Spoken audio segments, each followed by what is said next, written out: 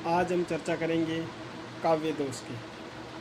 जिस प्रकार से मनुष्य शरीर में किसी प्रकार जैसे सुनने में कमी हो, देखने में कमी हो, चलने में समस्या हो तो शरीर में दोष उत्पन्न हो जाता है। उसी प्रकार से अगर काव्य में कोई व्याकरणगत कमी हो, चाहे वो अलंकार की हो, चाहे वो शब्द की हो, चाहे वो रस की हो, उसे काव्य दोष माना जाता है। काव्य दोष को मुख्यतः 3 प्रकार होते हैं, जिनमें सबसे पहले हम लेते हैं शब्द में दोष, फिर अर्थ में दोष और रस में दोष। जिस काव्य के शब्द में कोई कमी हो उसे शब्द दोष, अर्थ में भिन्न अर्थ निकलता हो, जो अर्थ सोचते हैं सीधा वह अर्थ नहीं निकलता, वो होता है अर्थ दोष, और रस में कोई समस्या होती है वो होता है रस दोष। हमारे कक्षा 12 के सिलेबस में जो दोष हैं उनका आज हम यहाँ पे मुख्यतः अध्ययन करेंगे। तो उनमें सबसे पहला आता है श्रुति कटत्व दोष, यानी काव्य को सुनने में, रचना को सुनने में अगर हमें कठिनाई महसूस हो, कुछ बुरा सा प्रतीत हो, अच्छा नहीं लगे, कानों को प्रिय नहीं लगे, तो उसे हम कहते हैं श्रुति कटत्व दोष।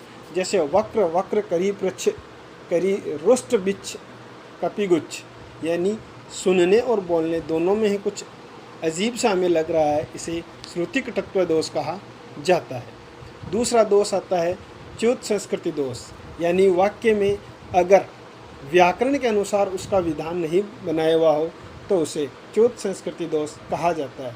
जैसे फूलों की लावण्यता लेती है आनंद, यहाँ लावण्यता जो शब्द है उसमें च्युत संस्कृति दोष पाया जाता है, क्योंकि फूलों की लावण्यता नहीं, खुशबू आनंद देती है। उसके बाद आता है ग्रामत्व दोष, यानी किसी वाक्य या काव्य में ग्रामीण परिवेश के किसी शब्द का अगर हम प्रयोग करें तो वहाँ ग्रामत्व दोष आता है। जैसे अरे ब्रजचंद तेरे मुख को चकोर हूँ मैं, ऐसे घनश्याम मैं तेरे रूप की हूँ चातकी, यानी यहाँ पे ग्रामीण शब्दों का ज़्यादा प्रयोग किया गया है तो इसे ग्रामत्व दोष कहा जाता है। फिर आता है दुष्क्रमत्व दोष, अर्थात जहाँ लोक और शास्त्र विधि सम्मत काव्य की बात नहीं रखी गई है, वहाँ पे अक्रमत्व दोष, यानी उसका क्रम सही नहीं है, उसे अक्रमत्व दोष कहा जाता है।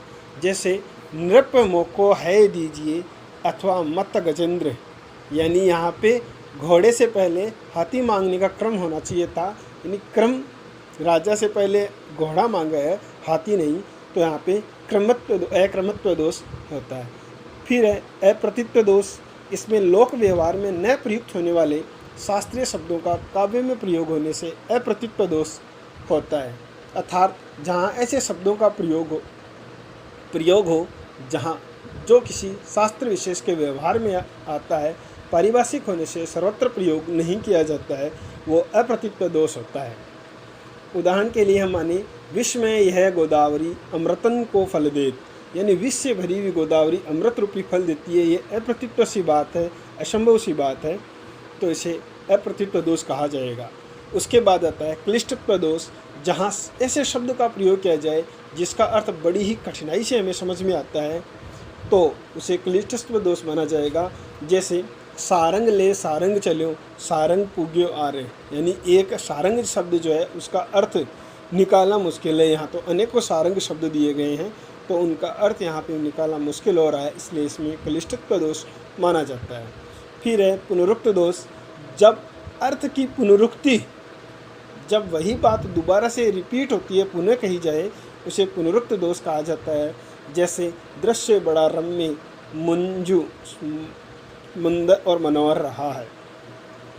पुनरुक्त दोष में जैसे बात कहें हम सब को जानत तुम्हारे सारे जगत में जहान, यानी इसमें भी सब कुछ जान रहा है, एक ही शब्द का बार अर्थ दोबारा निकल रहा है, उसे पुनरुक्त दोष कहता है।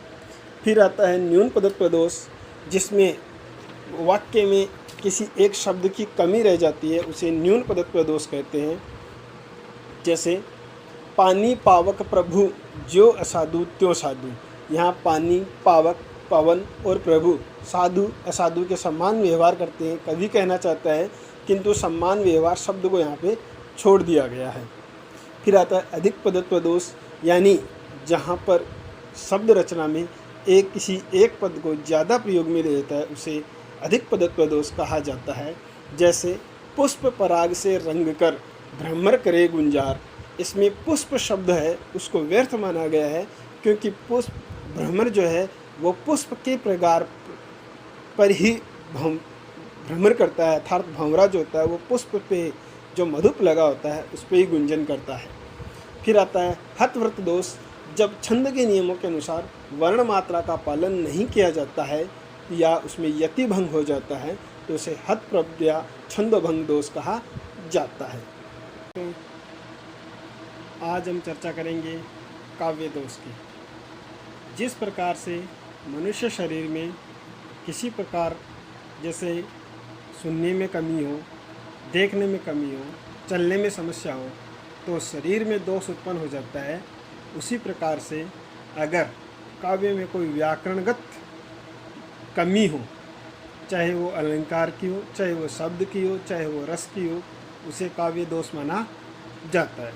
काव्य दोष को मुख्यतः 3 प्रकार होते हैं, जिनमें सबसे पहले हम लेते हैं शब्द में दोष, फिर अर्थ में दोष और रस में दोष। जिस काव्य के शब्द में कोई कमी हो उसे शब्द दोष, अर्थ में भिन्न अर्थ निकलता हो, जो अर्थ सोचते हैं सीधा वह अर्थ नहीं निकलता, वो होता है अर्थ दोष, और रस में कोई समस्या होती है वो होता है रस दोष। हमारे कक्षा 12 के सिलेबस में जो दोष हैं उनका आज हम यहाँ पे मुख्यतः अध्ययन करेंगे। तो उनमें सबसे पहला आता है श्रुति कटत्व दोष, यानी काव्य को सुनने में, रचना को सुनने में अगर हमें कठिनाई महसूस हो, कुछ बुरा सा प्रतीत हो, अच्छा नहीं लगे, कानों को प्रिय नहीं लगे, तो उसे हम कहते हैं श्रुति कटत्व दोष। जैसे वक्र वक्र करी पृच्छ करी रुष्ट बिच्छ कपिगुच्छ, यानी सुनने और बोलने दोनों में ही कुछ अजीब सा हमें लग रहा है, इसे श्रुति कटत्व दोष कहा जाता है। दूसरा दोष आता है च्युत संस्कृति दोष, यानी वाक्य में अगर व्याकरण के अनुसार उसका विधान नहीं बनाया हुआ हो तो उसे च्युत संस्कृति दोष कहा जाता है। जैसे फूलों की लावण्यता लेती है आनंद, यहाँ लावण्यता जो शब्द है उसमें च्युत संस्कृति दोष पाया जाता है, क्योंकि फूलों की लावण्यता नहीं, खुशबू आनंद देती है। उसके बाद आता है ग्रामत्व दोष, यानी किसी वाक्य या काव्य में ग्रामीण परिवेश के किसी शब्द का अगर हम प्रयोग करें तो वहाँ ग्रामत्व दोष आता है। जैसे अरे ब्रजचंद तेरे मुख को चकोर हूँ मैं, ऐसे घनश्याम मैं तेरे रूप की हूँ चातकी, यानी यहाँ पे ग्रामीण शब्दों का ज़्यादा प्रयोग किया गया है तो इसे ग्रामत्व दोष कहा जाता है। फिर आता है दुष्क्रमत्व दोष, अर्थात जहाँ लोक और शास्त्र विधि सम्मत काव्य की बात नहीं रखी गई है वहाँ पे अक्रमत्व दोष, यानी उसका क्रम सही नहीं है, उसे अक्रमत्व दोष कहा जाता है। जैसे नृप मोको है दीजिए अथवा मत गजेंद्र, यानी यहाँ पे घोड़े से पहले हाथी मांगने का क्रम होना चाहिए था, यानी क्रम राजा से पहले घोड़ा मांगा है, हाथी नहीं, तो यहाँ पे अक्रमत्व दोष होता है। फिर है अप्रतित्व दोष, इसमें लोक व्यवहार में न प्रयुक्त होने वाले शास्त्रीय शब्दों का काव्य में प्रयोग होने से अप्रतित्व दोष होता है, अर्थात जहाँ ऐसे शब्दों का प्रयोग हो जहाँ जो किसी शास्त्र विशेष के व्यवहार में आता है, पारिभाषिक होने से सर्वत्र प्रयोग नहीं किया जाता है, वो अप्रतित्व दोष होता है। उदाहरण के लिए हम माने विश्व में यह गोदावरी अमृतन को फल देत, यानी विश्व से भरी हुई गोदावरी अमृत रूपी फल देती है, ये अप्रतित्व सी बात है, असंभव सी बात है, तो इसे अप्रतित्व दोष कहा जाएगा।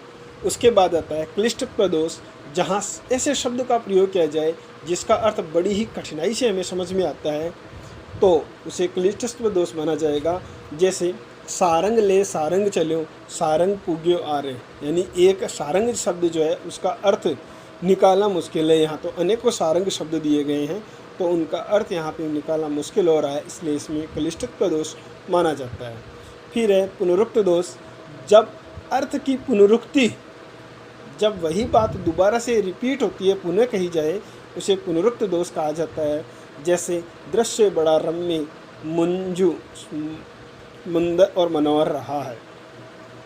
पुनरुक्त दोष में जैसे बात कहें हम, सब को जानत तुम्हारे सारे जगत में जहान, यानी इसमें भी सब कुछ जान रहा है, एक ही शब्द का बार अर्थ दोबारा निकल रहा है, उसे पुनरुक्त दोष कहते हैं। फिर आता है न्यून पदत्व दोष, जिसमें वाक्य में किसी एक शब्द की कमी रह जाती है, उसे न्यून पदत्व दोष कहते हैं। जैसे पानी पावक प्रभु जो असाधु त्यों साधु, यहाँ पानी पावक पवन और प्रभु साधु असाधु के सम्मान व्यवहार करते हैं, कवि कहना चाहता है, किंतु सम्मान व्यवहार शब्द को यहाँ पे छोड़ दिया गया है। फिर आता है अधिक पदत्व दोष, यानी जहाँ पर शब्द रचना में किसी एक पद को ज़्यादा प्रयोग में ले लेता है, उसे अधिक पदत्व दोष कहा जाता है। जैसे पुष्प पराग से रंग कर भ्रमर करे गुंजार, इसमें पुष्प शब्द है उसको व्यर्थ माना गया है, क्योंकि पुष्प भ्रमर जो है वो पुष्प के प्रकार पर ही भ्रमर करता है, अर्थात भंवरा जो होता है वो पुष्प पे जो मधुप लगा होता है उस पर ही गुंजन करता है। फिर आता है हतव्रत दोष, जब छंद के नियमों के अनुसार वर्ण मात्रा का पालन नहीं किया जाता है या उसमें यति भंग हो जाता है तो उसे हत प्रत्यय छंद भंग दोष कहा जाता है।